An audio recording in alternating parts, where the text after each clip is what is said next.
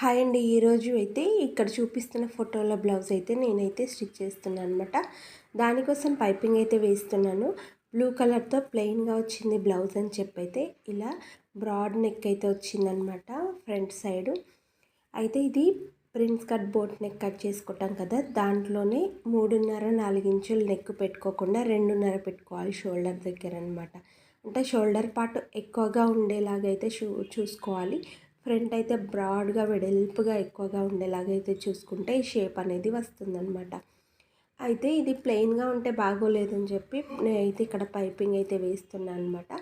నాకు పైపింగ్ వేయడానికి క్లాత్ అయితే ఈ ఆఫ్ వైట్ అయితే సెట్ అవ్వట్లేదని చెప్పి శారీలోనే స్ట్రైట్ పీస్ అయితే తీసి వేస్తున్నాను. స్ట్రైట్ పీస్తో వేసినా కూడా ఇలా మెల్లిగా కరువులు తిప్పుకుంటూ వేసినట్లయితే మనకు ఈజీగా పైపింగ్ అనేది చాలా నీట్గా వస్తుంది. ఎవరైనా కొత్త వాళ్ళు కూడా స్టిచ్ చేయడానికి ఈజీగా ఉంటుందన్నమాట.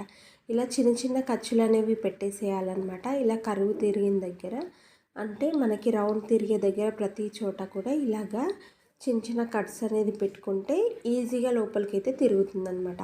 ఇప్పుడు నేనైతే థ్రెడ్ పైపింగ్ అయితే క్లోజ్ చేస్తున్నాను అనమాట. థ్రెడ్ పైపింగ్ సన్నగా రావాలి అంటే ఇక్కడ చూపిస్తున్నట్టుగా స్టిచ్చింగ్ అయితే చేయాలి. నేను పాదంకి చిన్న సెట్టింగ్ అయితే చేశాను అనమాట.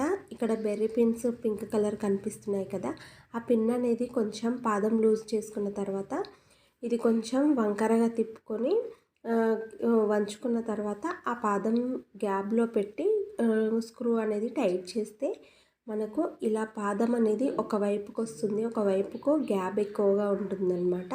ఇలా థ్రెడ్ పైపింగ్ వేసుకోవడానికి ఈజీగా ఉంటుంది. ఇంతకు ఎలా అనిపించింది వీడియో?